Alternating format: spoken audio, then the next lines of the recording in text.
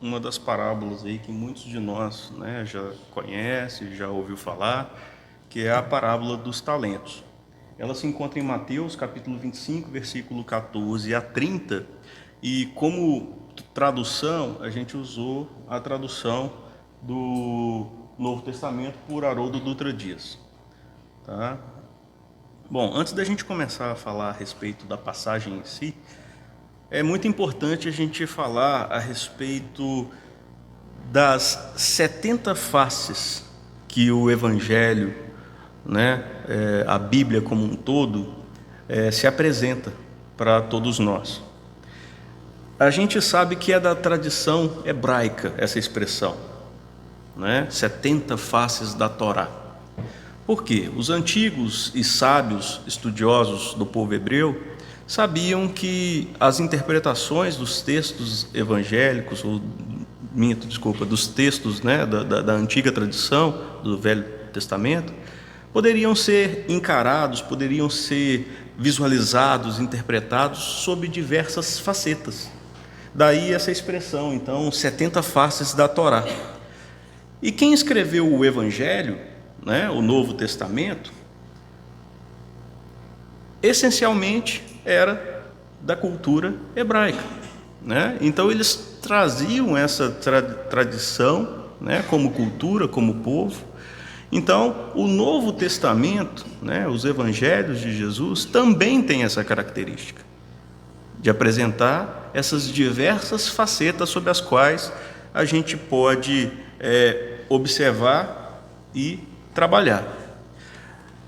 Hoje a gente vai tentar abordar, né, apenas alguns aspectos dessas facetas diversas, né, sem qualquer pretensão alguma de tentar analisar todas, porque é praticamente trabalho de várias existências, e não só de uma.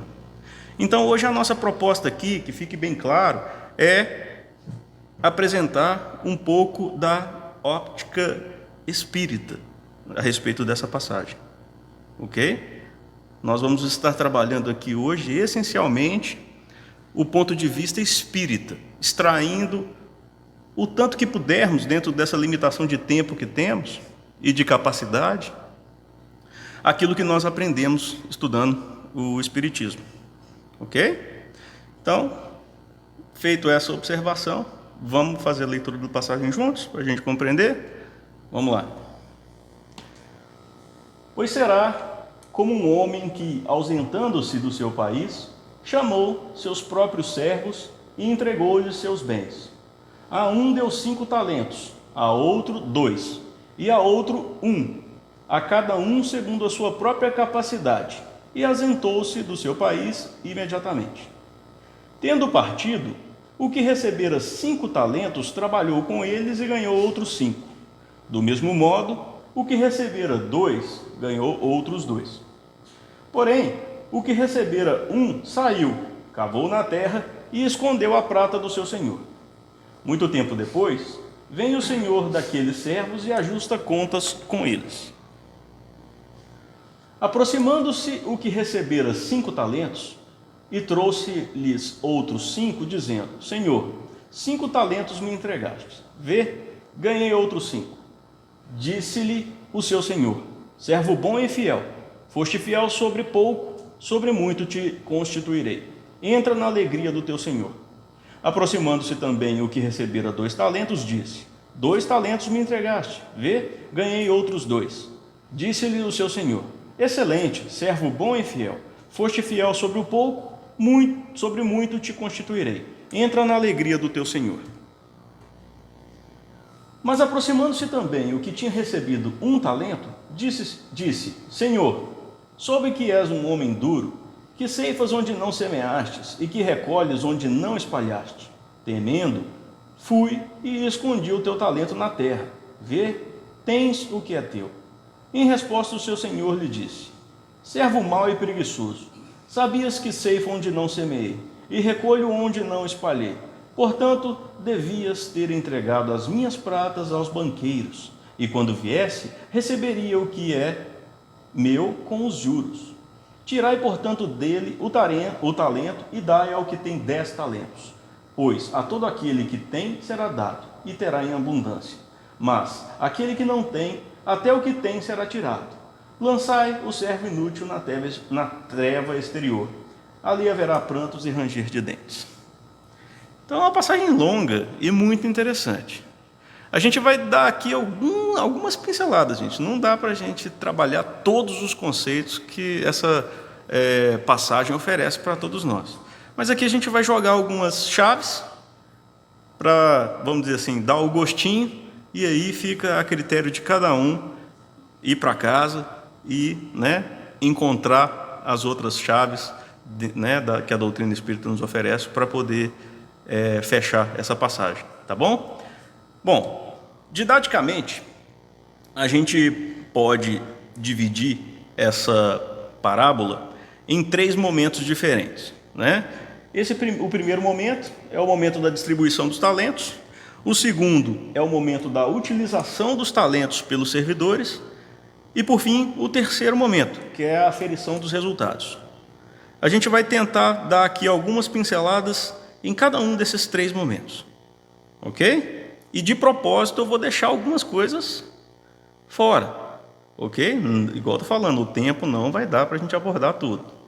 Então, vou mostrar algumas chaves e as outras a gente deixa aí para a pulguinha atrás da orelha de cada um, tá bom? Vamos analisar então, começando com o primeiro momento, que é o da distribuição dos talentos. E aí a gente recorda dessa parte aqui, ó. Pois será como um homem que, ausentando-se do seu país, chamou seus próprios servos e entregou-lhes seus bens. Quando a gente lê essa passagem aí, a gente destaca aquilo ali, ó, um homem. Que homem? O que será que quer dizer essa expressão aí, um homem? Quem representa um homem nessa passagem? Não é muito difícil. Jesus ali está falando de quem? Deus. Esse um homem pode ser entendido como Deus. Ok? Tá. Mas aí vem a pergunta. Como é que pode, Ups. Falhou. A questão é o seguinte, é um homem, Tecnologia é bom quando funciona, Quando não funciona, deixa a gente em aperto, então vai ter que ser na boca mesmo. Então tá. Quando a gente pensa em Deus e um homem nessa passagem e pega lá e fala, poxa, mas esse homem, ele ausentou do país, e deixou os seus servos, com os seus bens. Quando a gente fala então em que esse homem é Deus, a cabeça da gente fica assim um pouco confusa. Como assim? Deus ausentando? Deus vai ausentar do país e vai deixar seus bens com os seus servos? Deus pode estar ausente da criação? Que história é essa? Começa a ficar meio esquisito, Mas aí a gente tem que recorrer àquilo que a gente estuda muitas vezes na escola, e é muito chato, eu que o diga, meu Deus do céu, eu penava com isso, a tal do português e literatura. Vocês lembram disso? Existem uma coisinha na gramática, de todas as línguas, que se chama figuras de linguagem, E uma das figuras de linguagem que ocorre nessa passagem, ela se chama comparação. Então, quando eu quero usar uma figura de linguagem de comparação, por exemplo, eu posso dizer, aqui, ó, esse rapaz aqui, ó, esse atleta, ele é rápido como um tigre, um jaguar lá, como é que é? Um leopardo lá da savana africana. Eu estou falando que esse rapaz aqui é um leopardo? Não. Eu estou fazendo uma linguagem comparativa. Ele é rápido como um jaguar.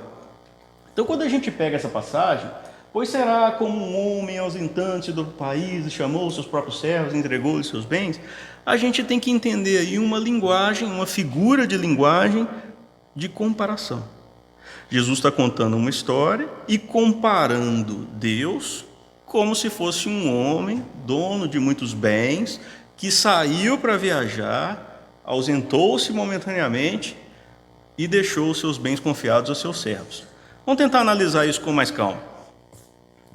Bom, o homem que possui, os bens, quando ele se ausenta, ele deixa de possuir os bens? Uma outra pergunta: quando ele confia os bens aos servos, ele deixa de possuir os bens também?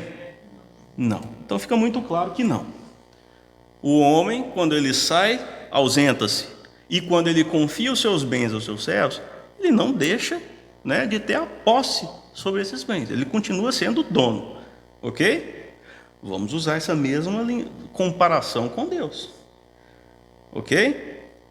Quando ele se ausenta, ele não abre mão da posse, mas sim do poder de decidir o que faz com os bens.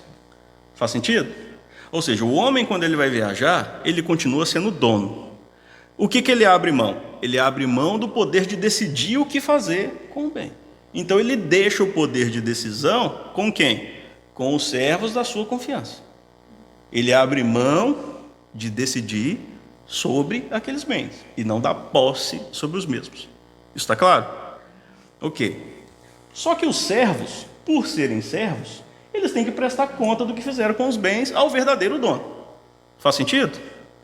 Ou seja, eles ganham aquele poder de decidir a respeito dos bens temporariamente, eles são livres para decidir o que fazer com aqueles bens, mas eles não têm a posse daqueles bens. Aqueles bens são do dono. Então, eu achei uma tirinha bem engraçada, eu cortei uma parte dela, porque a parte interessante dela fala assim, está ali Deus, o arcanjo Gabriel, falando assim: olha, veja, Gabriel, acabei de dar o livre-arbítrio ao ser humano, vamos ver o que ele vai fazer agora com o poder que ele tem de escolher as suas próprias ações. A tirinha continua e vai lá, o homenzinho escolhe assistir televisão. Mas eu não coloquei essa parte porque a parte que nos interessa é Deus, quando nos dá o livre-arbítrio, Ele está abrindo mão de decidir por nós. Ok? Vocês estão conseguindo acompanhar a comparação entre o homem que vai para fora do país e confia seus bens aos servos, com Deus nos dando o livre-arbítrio? Deus nos enche de bens, Ele nos confia muitos bens, e nós vamos falar sobre esses bens daqui a pouco, e nos deixa o livre-arbítrio para que nós possamos fazer com esses bens o que a gente quiser, ok? Só que os bens continuam sendo de Deus, continuam sendo do homem, e a gente vai ter que prestar contas das escolhas que nós fazemos, do uso dos bens que Deus nos confia. Faz sentido? Então está entendendo essa ausência, e não é que Deus, então Deus criou o homem, saiu de férias, foi viajar, e está lá numa boa, esqueceu da gente. Não. Essa ausência aí, nós estamos falando da ausência quando Deus nos deu o livre-arbítrio e Ele se ausenta, então, dessa nossa parte de nós termos que decidir. Não é Ele mais que decide, nós decidimos, nós temos o livre-arbítrio. Essa ausência de Deus aí que está falando, a ausência de Deus nas nossas decisões, no sentido de que nós somos livres para decidir. Ok? Apesar de, muitas vezes, Deus dá um empurrãozinho, claro, a gente sabe disso. Mas, a princípio, nós somos livres para decidir. Então, Deus está ausente. É nesse sentido que a gente deve entender. Ok? Está claro? Então, vamos seguir para frente. Outra pergunta que vem na nossa mente é: o que seriam os talentos? Aí a gente até falou um pouco, desses bens de Deus aí, os talentos. Bom, os talentos, se a gente for entender ao pé da letra essa questão, lá na nota de rodapé da tradução do Haroldo, o Haroldo vai falar o seguinte: literalmente, os talentos, é uma determinada quantia em dinheiro equivalente a 6.000 denários. Ok? Lembrando que o denário era uma moeda de prata romana correspondente ao salário pago por um dia de trabalho no campo. Ok? Então, se você for entender ao pé da letra o significado de talento, quando a gente lê lá e fala talento, que talento é esse? O que é isso? O que é? Dentro do contexto da época, era um valor em dinheiro, né, correspondente ao pagamento de jornada de trabalho naquela época. Ok? Bom, como que a gente pode entender isso? O que poderia representar esses talentos numa linguagem simbólica, né? Trazendo isso para a interpretação do Evangelho, né? Outra chave que a gente pode trazer. Os talentos podem ser considerados como o conjunto de todos os bens que Deus confia a seus servos, né? A cada um de nós. Ok? Então, eles se constituem dos bens materiais, mas também se constituem dos bens espirituais. Então, quando essa parábola está falando dos talentos, está falando daqueles recursos que foram confiados por Deus a cada um de nós. E esses talentos se resumem nos bens materiais e nos bens espirituais. Mas o que são os bens materiais? Esses são fáceis da gente entender, né? É a riqueza, o poder, o status social, a saúde. Tudo isso se constitui bens materiais. Talentos que Deus nos empresta. Empresta, tá, gente? Não é dado, não. Que fique claro. E os bens espirituais? Bom, os bens espirituais a gente pode entender de duas formas. Primeiro, como os bens intelectuais, as habilidades nos diversos campos do conhecimento humano, arte, oratória, né? Ciências, de forma geral. Todos esses bens relacionados ao atributo inteligência. Ok? Mas existem também os atributos morais, tá? Então a nossa sensibilidade, nossa compaixão, nossa paciência, nossa honestidade, tudo isso se constitui bens espirituais da categoria moral. Então olha o tanto de bem que pode ser confiado aos servos de Deus. Os bens materiais, os bens espirituais, que tem os intelectuais e os morais aí junto. Ok? Tá claro isso? Tudo isso representa talento. Talento que o Criador confere a cada uma de suas criaturas. Aí a gente reflete. Para a nossa reflexão. Será que todos nós recebemos talentos de Deus? Será que tem alguém aqui que não recebeu?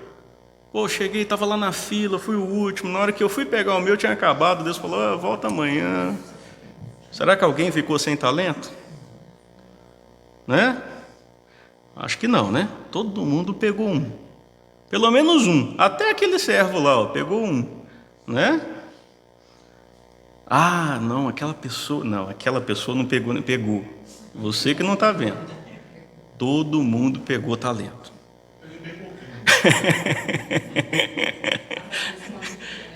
Nós vamos chegar lá para fazer render. Preocupa não. Só não pode enterrar. Então tá. Todo mundo recebeu o talento de Deus. Agora, outra pergunta. Se todo mundo recebeu o talento de Deus, a pergunta é: quais são os meus talentos? Não precisa falar. É para cada um refletir. Dentro daquele... Pode ser que tenha muita gente que fala assim, daqueles bens materiais ali eu não recebi muito não, mesmo não. Mas pode ter certeza que recebeu bastante ali dos bens espirituais. Tá? Não recebi no mestre, mas talvez recebi muito, né? Só procurar que tem. Tem muito. Quais são os meus talentos? Né? Cada um faça essa reflexão. Ok? Bom, vamos continuar então interpretando a passagem, ainda dentro da distribuição dos talentos. Tem uma passagem muito interessante que fala assim, a cada um segundo a sua própria capacidade. Olha que legal. Foi dado, né, foi distribuído os talentos a cada um de acordo com a sua capacidade. Então a gente teve aquele que recebeu 5 talentos, aquele que recebeu 2 talentos e aquele que recebeu 1 talento. Olha que coisa interessante. O que isso aí está lembrando a gente? Olha, isso aí está lembrando, vou dar uma pista, o que está lembrando? Uma escadinha, não está? Não está parecendo uma escadinha? Pois é. Quando a gente fala em escada, dentro do Espiritismo, a gente lembra de uma coisa muito interessante que os Espíritos ensinam para a gente e que Kardec coloca de forma muito bem didática, né, na codificação. Quando a gente lembra de escada, a gente vai lembrar da escala espírita. tá? E aí a gente lembra daquela escala espírita, começando lá nos primeiros degraus, lá, ó, a 10ª classe, os espíritos impuros, espíritos levianos, pseudo-sábios, neutros, perturbadores, benevolentes, até chegar lá no espírito puro. Ok? Essa é a escada, essa é a escala espírita, né? Essa escadinha que nos faz lembrar que nós somos espíritos criados simples e ignorantes e vamos subindo os degraus dessa escada. Aposto que está todo mundo aí tentando ver onde que está, qual degrau que está, né? Não conta, não conta. Hã? Tem 11º. O térreo, né? O térreo é o simples e ignorante. Começa ali. Simples e ignorante. Todos nós fomos criados simples e ignorantes. E aí a gente vai subindo, né? Nessa escada, nessa escala. Ok? A Terra, por ser um mundo de provas e expiações, que ainda não está tão evoluído assim, é da 3ª ordem aqui, né? Nós que estamos aqui. Chega a vir espíritos de 2ª ordem aqui, em missões, para nos auxiliar? Chega, vem até bastante. Agora, espíritos de 1ª ordem, olha, dá para contar nos dedos, viu? Pois é, esse aí foi o do topo da escala dessa ordem aí, né? Foi o único que a gente tem notícia. Do topo dessa ordem aí foi o único, ok? Porque a gente, sabe aquelas escadas grandes que você não vê o fim dela? Pois é isso aí. A gente acha que aquele ali é o último degrau, não é não, gente. Na hora que você chega lá, abre outra escada ainda. E aí no topo dessa escada aí está lá Jesus, ok? E Jesus foi um desses espíritos que veio à Terra, né, para nos dar o norte. Ele está no topo dessa 1ª ordem aí, ok? Bom, como que a gente poderia interpretar então essa passagem a cada um segundo a sua capacidade? Vamos tentar entender aqui. 5 talentos, 2 talentos e 1 talento, ok? Os espíritos que recebem 5 talentos, naturalmente são espíritos que estão mais acima daquele degrau, daquelas escadas. Por quê? São espíritos com mais experiência.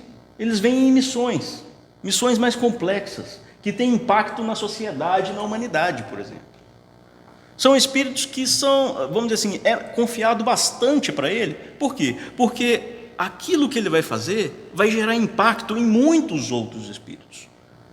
Por isso é mais confiado, vamos dizer assim, é dado mais para ele. Porque ele dá conta. É um espírito que está lá num degrau mais avançado dessa escada. O espírito que recebeu 2 talentos são espíritos que já têm alguma experiência, mas eles vêm em missões mais restritas, como no âmbito familiar, por exemplo. Ok? O impacto dele não é na humanidade, não é no país, não é naquela nação, não é naquela época. É um impacto mais restrito. É o impacto naquele grupo familiar onde ele, né, se encontra. Ok? Ele está um pouquinho mais abaixo do degrau. E aqueles que estão lá na escadazinha, começando a subir, que recebem 1 talento, esses são espíritos em aquisição de experiência, com um compromisso de progresso de si mesmo, nas conquistas de virtudes, né, que necessitam para si próprio.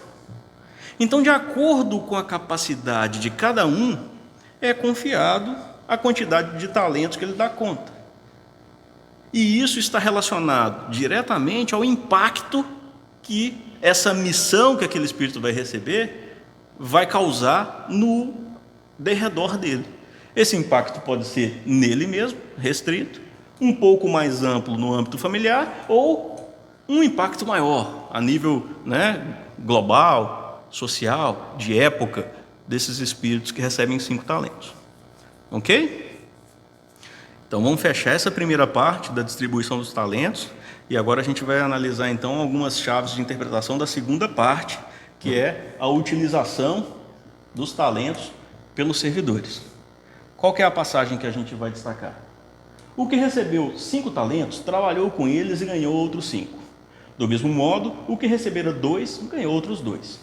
Porém, o que recebeu 1 cavou na terra e escondeu a prata do seu senhor. Então, qual que é o cenário aí? O cenário A gente tem os servos, 2 deles resolveram trabalhar com os talentos recebidos, e um deles resolveu esconder o talento que recebeu. Como que a gente pode entender isso? A gente pode entender da seguinte forma: o trabalho que aqueles 2 executaram ali, o trabalho gera fruto, ok? O trabalho que eles realizaram fez com que o talento rendesse. Então o trabalho gera fruto. O trabalho, ele vai trazer consigo o progresso. O trabalho anda de mão dada com o progresso. Faz sentido? Já o servo que optou por esconder o talento, bom, o que ele faz? Quando ele escolhe a atitude de esconder, qual ideia que está por detrás do esconder o talento, em oposição àquele que trabalhou? Aquele que escondeu fez o quê? Não fez nada. Ele fez o quê? Inércia. Ele ficou parado. Sempre que eu penso nessa palestra, eu penso naquela frase assim: não é suficiente não fazer o mal, é necessário fazer o bem. Não só fazer o mal não é bom o suficiente. Não sei se pode ser utilizado. Claro que pode. Você deu uma chave que eu não ia dar. Essa daí é outra chave que o Espiritismo também é muito claro para a gente, né? Ou seja, não basta não fazer o mal. Não basta só assim, eu sou uma pessoa boa, eu não faço o mal. Não, você não é uma pessoa boa, você simplesmente não faz o mal. Para ser uma pessoa boa, você necessariamente tem que fazer o bem. Então não basta não fazer o mal, tem que se fazer o bem. Obrigado, é uma boa chave também.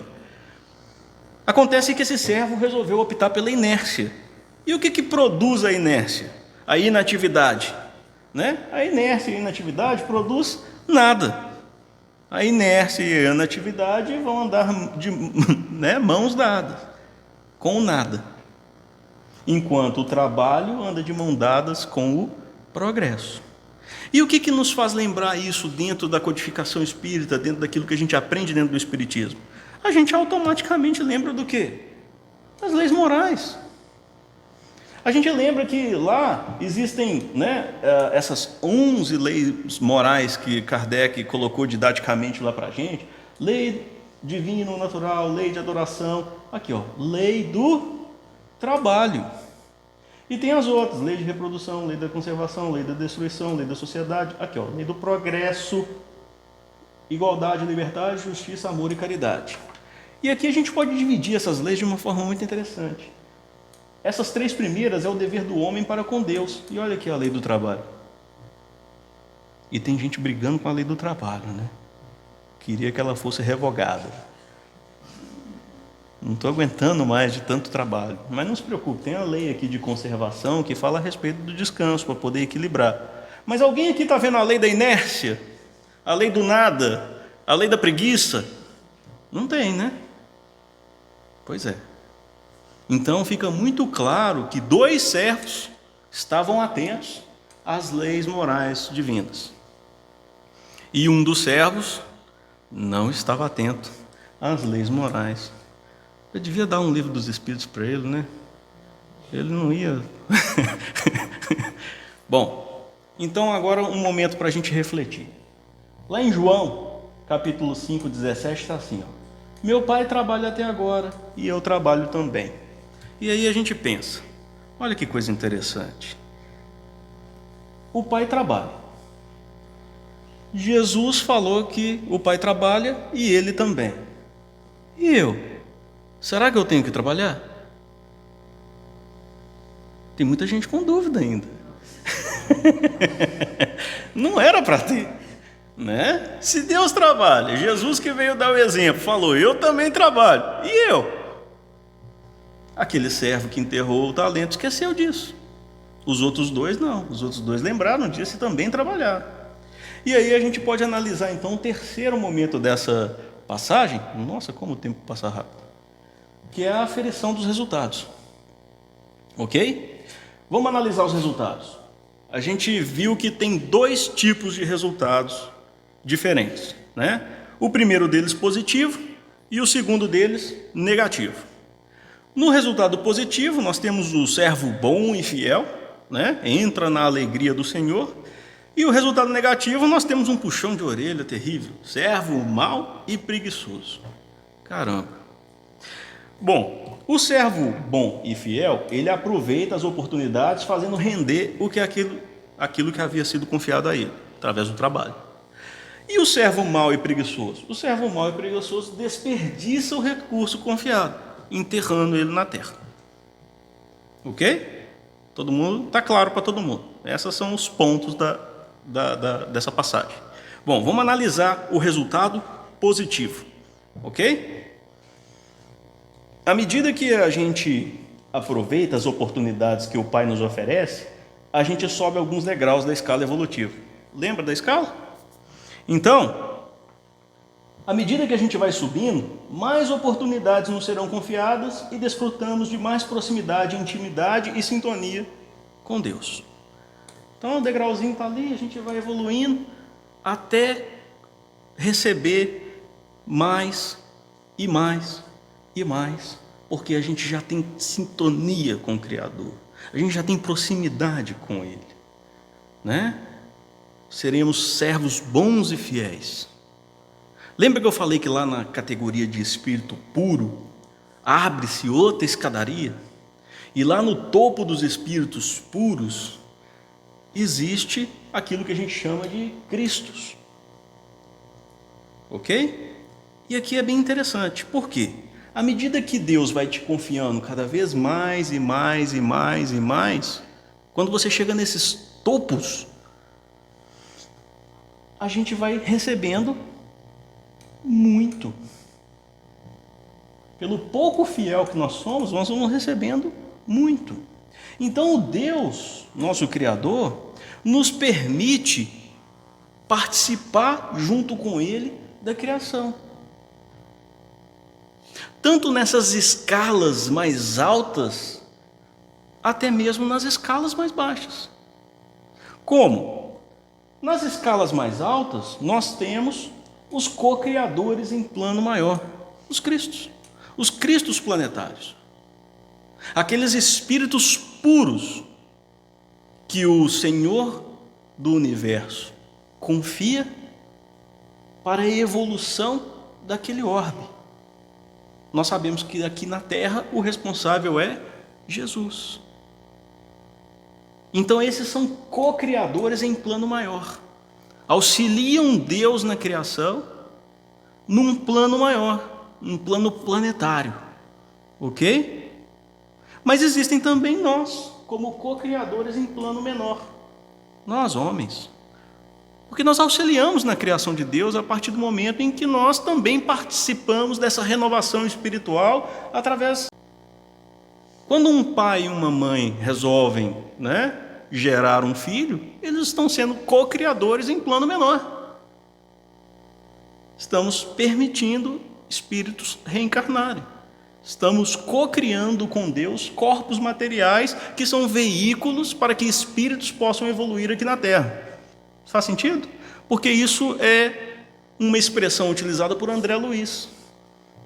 Co-criador em plano maior e co-criador em plano menor.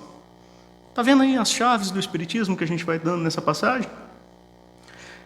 E como a escada da evolução, todos nós estamos nela, todos nós vamos subir. Então hoje, nós que somos co-criadores em plano menor, um dia seremos co-criadores. Você já pensou nisso? Já pensou que cada um de nós aqui um dia vai ser co-criador em plano maior? Vocês já pensaram nisso? Eu já pensei. E eu já tenho até o meu planeta. Lá no planeta do meu sonho, lá no planeta do meu sonho, vai existir algumas coisinhas que tem aqui na Terra que eu gosto muito. Entendeu? Vai, claro, vai ter sorvete, vai ter batata. Tem espaço lá.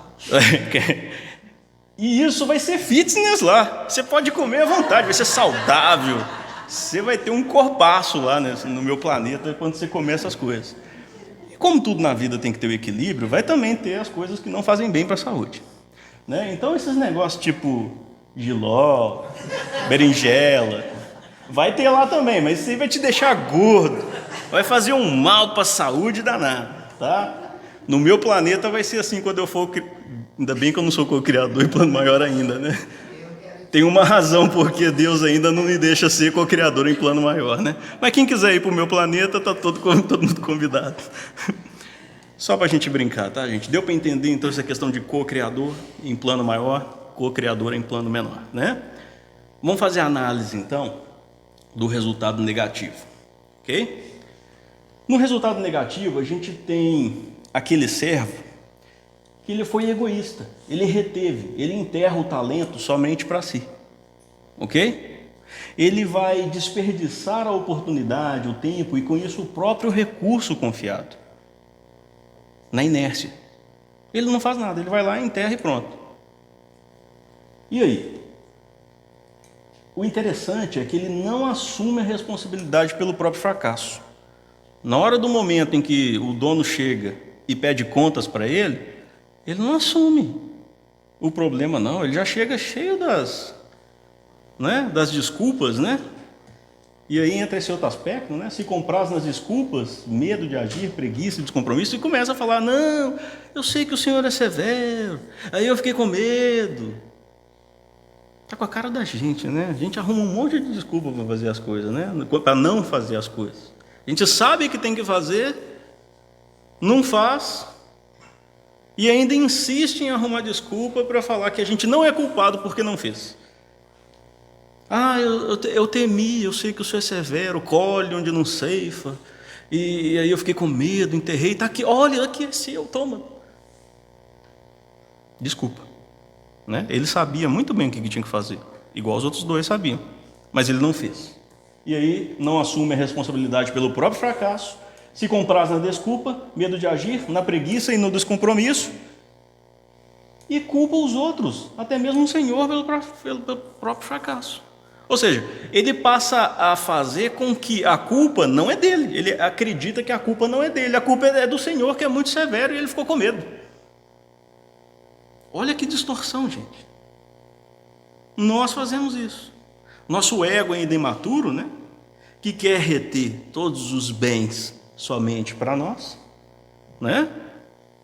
Abraçando a transitoriedade, né? Ilusória da vida material, a gente desperdiça a oportunidade que Deus nos dá, mas a nossa consciência imortal, nosso ser imortal, que tem as leis de Deus gravadas na própria consciência, reclama e se faz ouvir através da consciência. A consciência fica comprometida, não é? Bom, na tentativa da gente apaziguar a nossa própria consciência, o que o ego imaturo tenta fazer? Arrumar um culpado. É a melhor solução.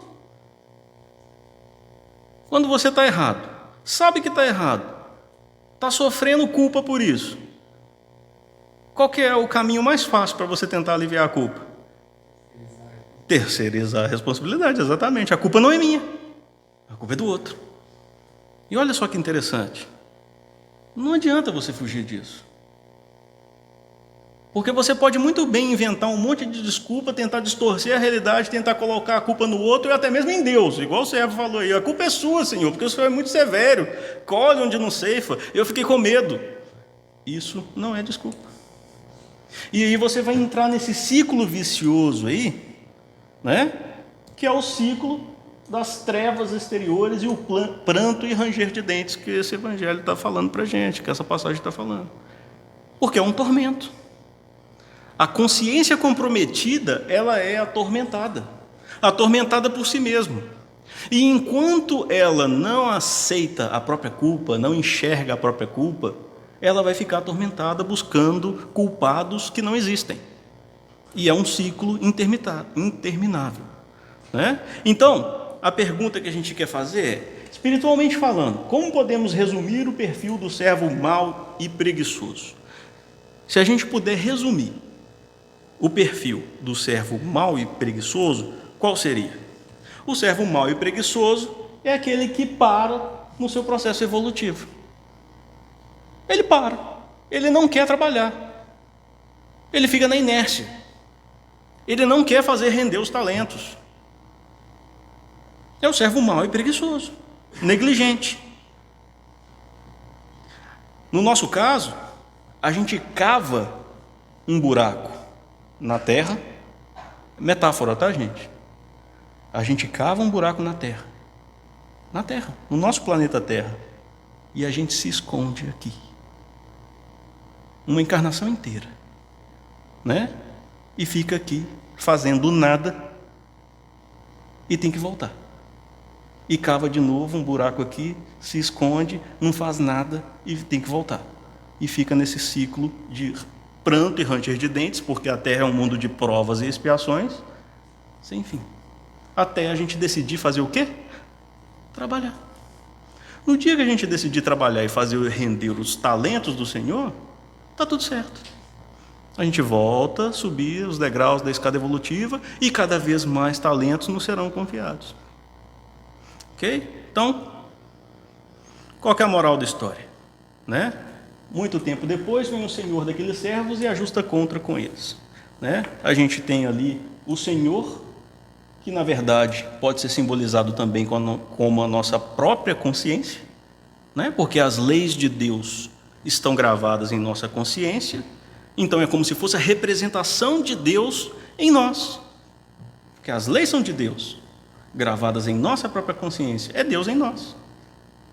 Faz sentido?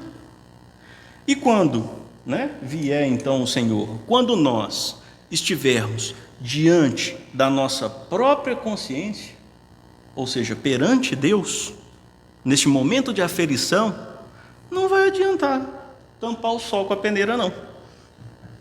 Nós não vamos encontrar desculpa para a nossa preguiça, nós não vamos encontrar desculpa para o medo, nós não poderemos apontar culpados, nós não poderemos nos confiar a desculpismos, nem contar com a nossa má vontade. Só tem uma solução para o problema do servo mau e preguiçoso: deixar de ser preguiçoso. Ok? Então, para a nossa reflexão, mais uma vez, cada um de nós pense: como é que eu tenho utilizado os meus talentos? Porque nós chegamos à conclusão que todos nós temos, não é? Sejam eles materiais ou não. Como é que eu estou usando eles? Agora essa pergunta dói. Sou um servo fiel ou mau e preguiçoso? A gente precisa pensar e responder essa pergunta antes que o Senhor volte. Ainda dá tempo. E o Senhor volte aqui, né, para ficar claro, também é uma metáfora. É antes que nós nos deparemos com a nossa própria consciência e a consciência nos cobre. É nesse sentido que eu estou falando. Senão nós vamos cair nas trevas exteriores onde há prantos e ranger de dentes. Ou seja, vamos ficar sofrendo com a culpa. Quem trabalha em reunião mediúnica aqui, já teve oportunidade de conversar com o Espírito? Gente, uma das maiores dores que os nossos irmãos que perderam a veste carnal vêm nos relatar é o quê? Culpa. Perdi minha encarnação. Culpa. Não deveria ter feito o que fiz. Culpa. Deveria ter feito algo que não fiz. Culpa. E não é porque a gente perdeu o corpo de carne que muda, não. A culpa dói no encarnado também. E às vezes a gente não consegue entender por que de tantos transtornos que hoje se assolam, né, a humanidade. Depressões, pânico e tanto. Não estou falando que toda depressão, que toda síndrome do pânico é causa disso, não. Mas muitas delas têm origem aonde? Culpa. Culpa. É o espírito culpado se torturando a si mesmo. A gente precisa encarar isso. Mais uma vez, não estou falando que todo caso é isso, tá? Porque às vezes é bom a gente deixar claro, essas questões são muito complexas. Não adianta a gente querer ser simplista, não. Bom, a gente já falou um pouco em relação à solução para o resultado negativo.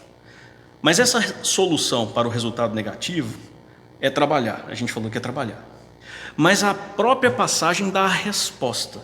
do qual seria a solução para o resultado negativo, não é? Quando o dono chega e pede o resultado, quando chega a vez do servo mau e preguiçoso, ele fala: você deveria ter feito isso. O quê? Fala assim, devias então ter dado o meu dinheiro aos banqueiros, e quando eu viesse, receberia o que é meu com juros. O que será que ele está falando? Será que ele estava falando para colocar o dinheiro na bolsa de valores? Aplicar em Bitcoin? O que será que ele estava falando? Serve caderneta de poupança? Ele não está falando disso. Ele está falando de banqueiros para dar essa imagem de quê? Fazer render. Tanto que ele fala de juros. Ou seja, você pega uma coisa ali e aquela coisa cresce. Por quê? Porque teve juros e aumentou. Ok? A ideia é essa. Mas ninguém está falando aqui literalmente de banqueiro, não. Porque como é que você vai aplicar seus bens espirituais no banco? Que banco? Ok? Então, muito cuidado. A gente não pode entender as coisas ao pé da letra. O que será que ele está querendo dizer? Quem são os banqueiros? Alguma ideia? Fácil, gente. O banqueiro é o próximo. Ok? Eles multiplicarão o bem que a gente depositar neles. Já viram como é que o bem espalha? Quando você faz um bem, aquilo ali se espalha, gente, multiplica. Então, Deus espera que os bens que Ele confia para cada um de nós depositemos nas mãos dos banqueiros. Quem são os banqueiros? O próximo. O próximo. Não guarda os seus talentos só para você. Doa ele para o próximo. Porque vai acontecer uma coisa maravilhosa. Ele vai render.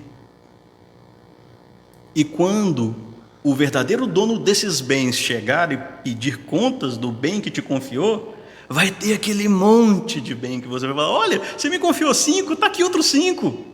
Rendeu. E aí ele vai falar para você: servo bom e fiel, entrai na alegria do seu Senhor. Então essa é a proposta da passagem. E tem muitas outras figuras aí que a gente não vai poder explorar, claro, por causa do tempo também. Espero que tenha deixado aí todo mundo com a pulguinha atrás da orelha, né? Doido para poder reler a passagem e tentar encontrar outras. Tá bom? A gente fica por aqui. Obrigado a todos. Vamos fazer a nossa prece.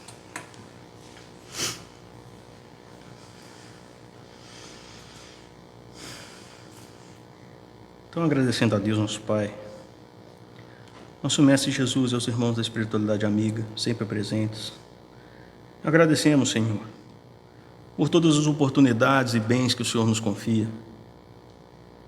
Ajuda-nos, Senhor, a fazer render todos esses bens.